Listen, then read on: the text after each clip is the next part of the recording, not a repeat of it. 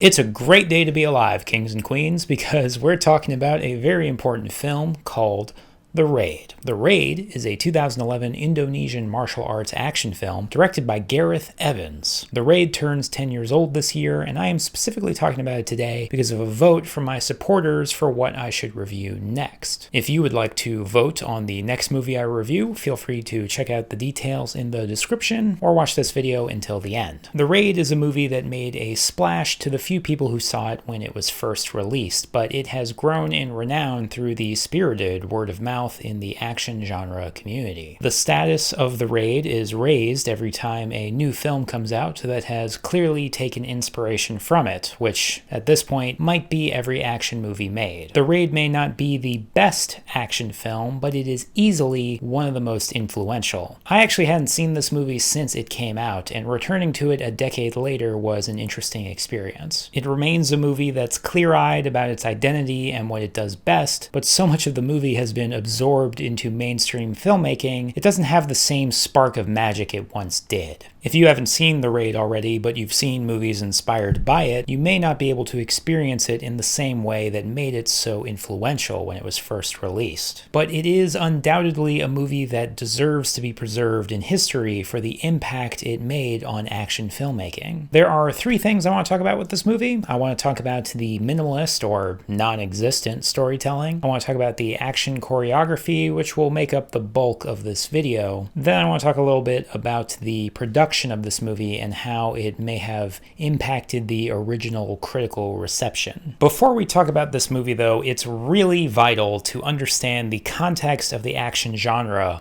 when The Raid was released. To put it bluntly, action movies were in a bad place. In 2011, the defining action style was the infamous shaky cam, the shorthand phrase for handheld operated cameras with shakiness applied intentionally. Originally seared into audiences' minds by the Blair Witch Project, shaky cam was later embraced by director Paul Greengrass, who heavily relied on it throughout the Bourne trilogy. The Bourne series showed even Matt Damon could look cool if you shook the camera enough. It also had the added benefit of making the fictional world seem realistic. Shaky cam sequences didn't have the distinct shine of planned out big budget set pieces. Therefore, it was a technique that was not only an innovation in camera operating, but it conveyed a sense of chaotic realism that defined this era of cinema. Throughout the mid-2000s, there was a trend of gritty realism in film, largely due to the prevalence of shaky cam. You can see some very appropriate usages of this style in movies like 28 Weeks Later, Children of Men, or I Am Legend. But the shaky cam went from popular to parody when it became a crutch for filmmakers who didn't understand why it was used in the first place. Shaky cam is great at setting a chaotic mood or intentionally disorienting the audience, so if you don't want to do either of those things, it doesn't make a lot of sense to use it. Yet during this era, there were many movies where more than capable action stars had their talent squandered by a style meant to obscure what the audience could see. Movies like The Expendables, Quantum of Solace, and Transporter 3. Of course, the reason these movies used shaky cam was because it was something new to liven up a genre that had largely stayed the same for decades. Prior to the gritty realism of the 2000s, action movies were defined by a glossy professionalism, often carried by charismatic stars cracking jokes and skulls in equal measure. This was such an established formula, Hollywood had practically engineered the perfect action star and copy-pasted them 3 separate times. That's how we got Arnold Schwarzenegger, Bruce Willis, and Sylvester Stallone, among others. Each had their own claim to fame in Conan the Barbarian, Die Hard, and Rambo. These movies are still celebrated as genre classics, but like any trend, it eventually fell out of favor. These stars from the 1980s were forced to experiment in the 1990s with various degrees of success. I think the story of each of those actors speaks to the stagnating appeal of the action genre. Schwarzenegger was the most willing to court more cerebral filmmakers and found a lot of artistic and commercial success in movies like Total Recall, Terminator 2, and Last Action Hero. In fact, Last Action Hero was very much an ironic criticism of the genre that hadn't changed in years, and even that movie was more than a decade old by the time The Raid came out. Bruce Willis seemed seemed to abandon the action genre entirely, instead transitioning to the film equivalent of a pop star. He seemed to take whatever role was handed to him, which may have worked well enough, but the point being his career wasn't flourishing because of an innovation in action movies, but rather his decision to leave them behind. It wasn't until later in his career he went back to the genre with significantly diminished returns. Meanwhile, Stallone's career most embodied someone sticking to their guns as he continued to release very traditional action movies like Judge Dredd, Rocky V, and Demolition Man. All of these were footnotes through his declining career, though let me just say, I actually like Demolition Man. All this is to say, by the 2000s, the laurels of big explosions, one-liners, and muscular dudes weren't something the genre could rest on any longer. It also couldn't recreate those stars no matter how hard they tried to replicate them in people like The Rock, Vin Diesel, or Jason Statham. Because like so many American trends, the commercialization of the action genre had become so much about the branding that it lost its soul. And the soul of the action genre has always been in Asian martial arts. Today we see martial arts as a stylish version of violence, but the precursor to the modern action film was the martial arts film. These movies were not necessarily violent so much as showcasing an art form. The concept of an action movie came out of films marveling at the incredible feats of people like Bruce Lee and Jackie Chan. The true appeal of martial arts is witnessing a beautifully choreographed display of human strength and agility. Of course, it helps it culminates with someone getting kicked in the face. It was ultimately the artistry of martial arts that created a sense of awe for viewers and inspired a fandom for the genre. Hollywood discovered the awe of martial arts could be replicated with stunt work, special effects, and whatever else money could buy. This worked for a little while, but by the late 90s, movies like Con Air and The Rock were still trading in the cheap currency of explosions and corny jokes. Meanwhile, movies like Face Off or even Rush Hour managed to inspire some sincere appreciation among audiences. It's also why martial arts stars like Jet Li, Donnie Yen, or Tony Jaa could be celebrated as successors to the legacy of martial arts, but the same could not be said for American action stars active in the same time period. Even the de facto Western action hero James Bond had gotten so dull that the series had been outdone by the Bourne trilogy. The genre had become so hollow and derivative, any tiny bit of innovation had the potential to influence the entire industry. This is why the Bourne series approach,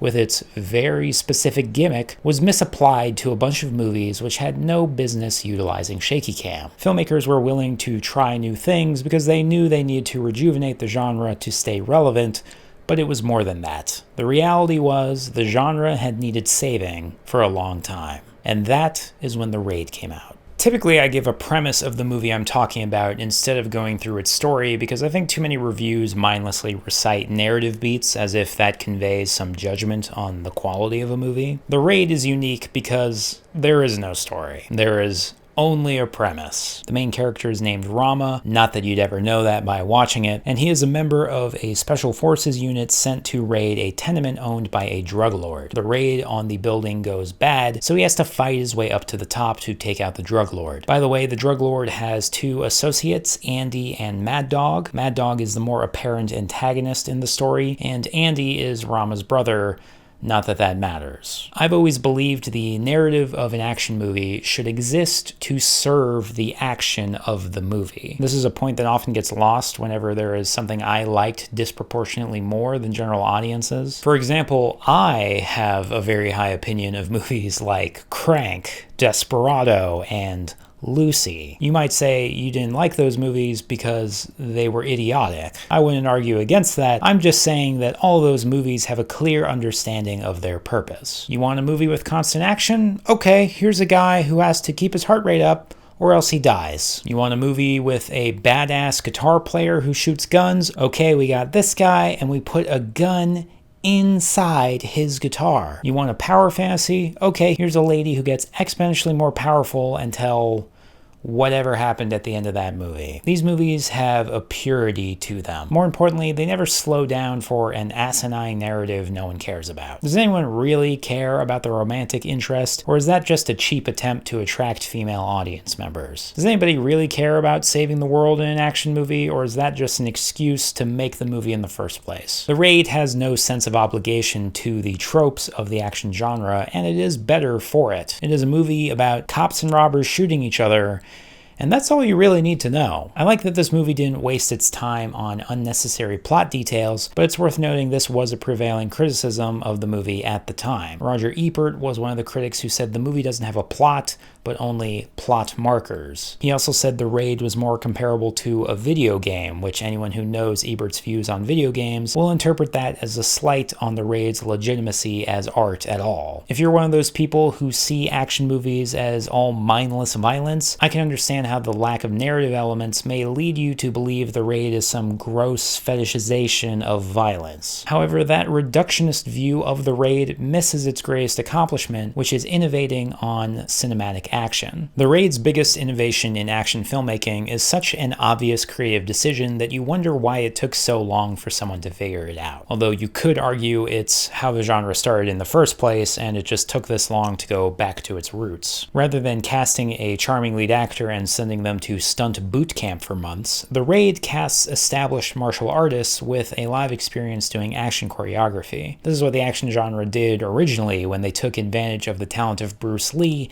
and put him in film. The main character of The Raid is played by Iko Uwais. Prior to working in the film, Uwais was a delivery driver for a company not unlike FedEx but for Southeast Asia. He practiced martial arts as a hobby and was by no means an aspiring actor. Director Gareth Evans met Uwais when he was working on a documentary about martial arts in Indonesia. This is also true for Yayan Ruhian, the actor who plays Mad Dog. Ruhian was a martial artist by trade, working as a trainer and referee before he was brought on The Raid. While the director Gareth Evans is the person who put together the entire production, a lot of the fight choreography was done by Uwais and Ruhian, including scenes with neither of their characters. The martial arts background of the cast and production is what gives The Raid's action such a unique feel. It was a style that was antithetical to the action genre's obsession with shaky cam at the time. The camera shots in The Raid show very clearly what is happening in the fights. The movie can afford to do this because the stars don't need a handicap to sell the action. The Raid doesn't have any of the classic tricks of working with stunt professionals, like exclusively showing a character from the back or intercutting close-ups on their face to distract the audience from recognizing there's a body double being used. These are conventions that were in place for so long, I'm not certain filmmakers or audiences realized just how limiting they were to the action genre's potential. The Raid executes its action without these limitations, providing a spectacle many people had never seen before. When you watch The Raid, you're not suspending your disbelief and imagining a fight taking place. You're seeing what looks like a real one. The action choreography does the heavy lifting, but the camera work and editing play a significant role in The Raid's success. I said before The Raid was antithetical to shaky cam, but it's worth addressing the movie does have a lot of shaky cam in it. There are some production reasons for this, mainly to create the chaotic atmosphere of a raid going bad, but the key difference between The Raid and other movies is its willingness to string together its stunts into a cohesive fight. You never get lost in what I refer to as the geometry of the scene, which is a way of saying,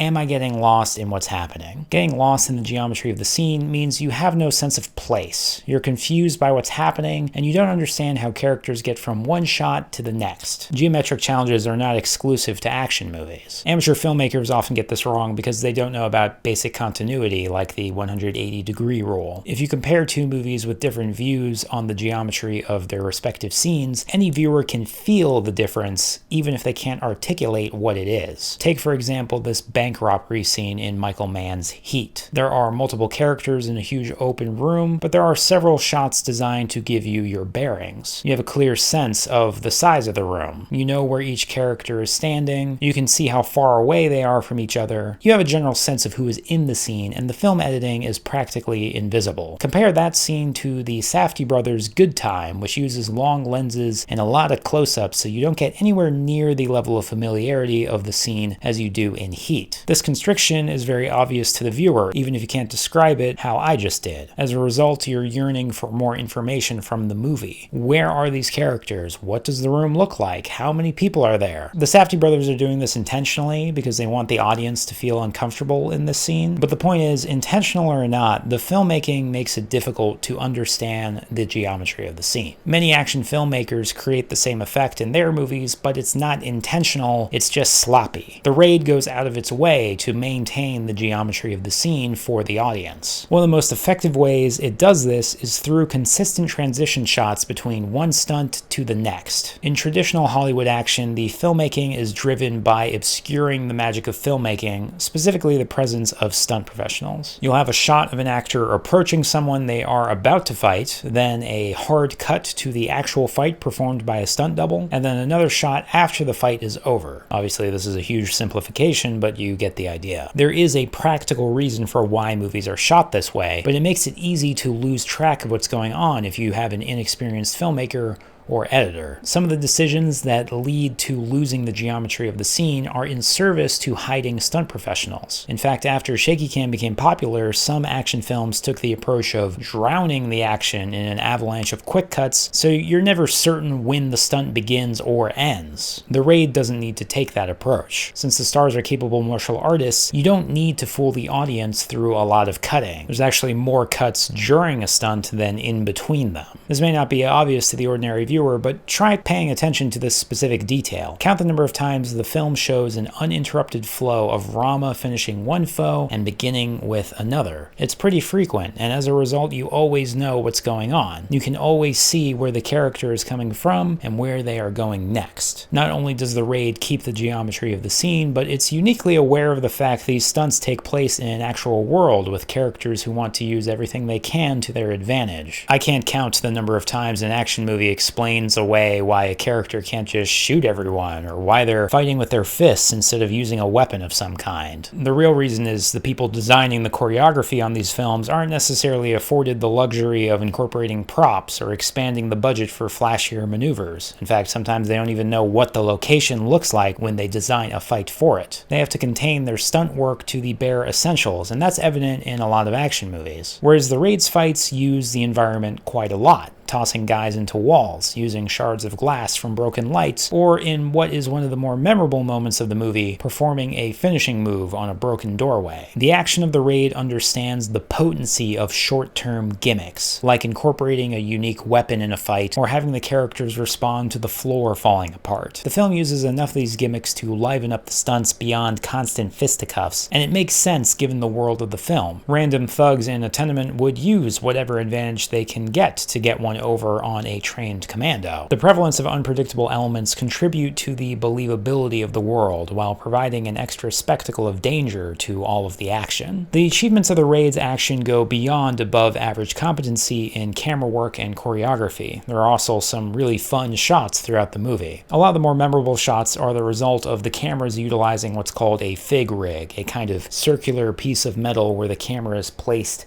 in the center of the rig and operators hold onto the outside. This rig allows operators to whip the camera or rotate it with a lot of accuracy. The most common fun shot in the movie is when Rama or some other character is doing a spinning kick, and the camera movement adds a greater sense of inertia by following that movement in sync. Another fun shot is when the camera passes through a hole in the floor, which is actually a practical effect rather than an editing trick. One camera crew is lowering the rig down to another one. This is only possible because the rig is small enough to allow for that type of transfer. The Raid's chief interest in serving the action of the film results in a movie cast with capable martial artists with the support of a production crew that knows how to get the most out of that talent. It was this keen understanding of how to maximize the return of the movie's best elements that made it such a groundbreaking film. With all that said, I do want to take a minute to address some of the elements of the movie that haven't held up as well as its main draw. One of the weaknesses of the Raid is its its uninspiring post-production work. Most notably, its dull gray color grading that saps any personality from the movie. I want to be clear and say this is not a criticism of setting the movie in a location that's supposed to be depressing and gross looking. Believe me, I understand the desire to portray a drug lord's headquarters as an undesirable location, but there's a way to do that without making the movie look like shit. On this very channel, I have reviewed movies like Leviathan, which are all about drenching the audience in a sense of hopelessness, and some of that comes from the drab environments of the setting. And I can think of plenty of other movies that portray locations like the one in The Raid, but they don't look anywhere near as bad. Hell, even Dread, the movie people claim is basically an adaptation of The Raid for American audiences, that movie uses high contrast and selective bright colors to effectively portray the grimy ugliness of the slums. Whereas The Raid is defined by low contrast and washed out colors,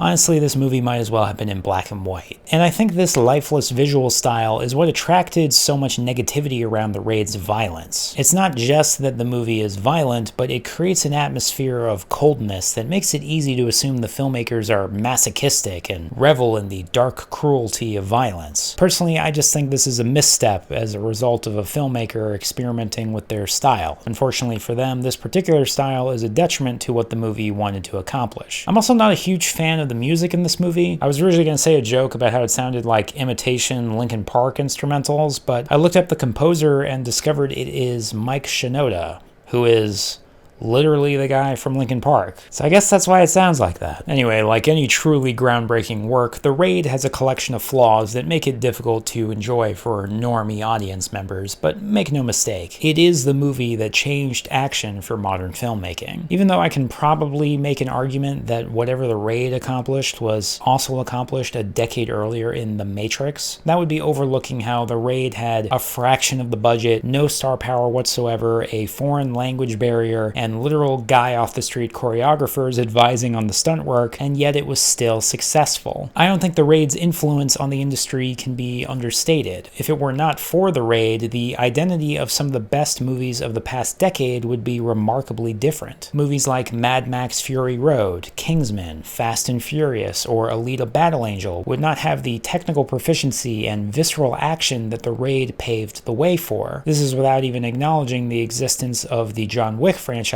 which is almost certainly an extension of what The Raid accomplished. I think I can even argue someone at Disney saw The Raid because the action sequences in Captain America Civil War and Iron Man 3 are incredibly different from the first installment of both of those franchises. The latter installments have clear inspiration from The Raid's focus on coherent technical stunt work rather than the smoke and mirrors superhero movies typically relied on. Of course, the greatest legacy of The Raid is its sequel, The Raid 2, which is frankly a better movie by every possible metric. The cinematography is beautiful, the action choreography is just as visceral, there's actually a story with memorable villains, and it crafts an epic tale rather than a 90-minute distraction. Since the first movie had no meaningful story, it's reasonable to just skip it and go straight for the sequel if you're just looking for something good to watch. But as someone who loves movies, specifically as someone who loves action movies when they are done well, The Raid deserves historic recognition for basically saving the genre from irrelevancy. And it helps that the production crew of The Raid are so humbled by its success. Gareth Evans is actually a Welsh director. He's not from Indonesia or anything. He just happened to be there shooting a documentary. And it's not like he had a pedigree of films before making The Raid. He saw an opportunity to work with some talented people and pursued it. In kind, the stars of the movie saw an opportunity to make something fun, and they just went with it. And now they're scattered across the industry, with Iko Uwais appearing in other Hollywood action films, and Yayan Ruhian is now active in Asian cinema. Gareth Evans has kind of gone on to do movies nothing like The Raid, but he's also having some good career success. So not only is the purpose of The Raid relatively pure, but its creators have a similar purity. The people who made this movie weren't descendants of famed martial artists or renowned Hollywood directors. They're just regular guys. This may not be obvious to people watching this, but if you're making a martial arts documentary in Indonesia, that's like the film industry equivalent of working an office job. You get assigned a project, and by the time it's done, you may have just enough to file for unemployment until the next mercenary task is assigned to you. And that's a pretty cushy job compared to some of these guys who were literally working in the gig economy before they got the opportunity to work on something cool. Each of the creators of this movie had their own interest in the project, and they brought their passion and ideas to the film. Some of them wanted to distill action to its core essentials, and some of them just wanted to showcase the martial arts that they had performed all their life. They worked well together because they were all in it to make something they were proud of. And as a result,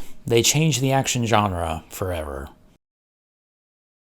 Thanks for watching my video on The Raid. If you liked this video, I hope you'll leave a comment so I know somebody watched it. As you can see, my channel doesn't really get a lot of views, so anyone who takes the time to watch my videos, it really means a lot to me if you leave a comment. If you'd like to support this channel and potentially contribute to voting on what I review next, you can support me on Ko-fi.com. Yes, I am moving away from Patreon, but Ko-fi, Ko-fi, has all the same features. Uniquely, it allows people to give one-time donations. So if you liked just this video and you want to send me a single dollar, you can do that without subscribing or any commitment like that. Link to my Ko-fi page is in the description. If you can't afford to support these videos or you just don't want to, that's totally okay. I just hope you'll leave a comment and keep watching. Stay strong, Royals, and thanks so much.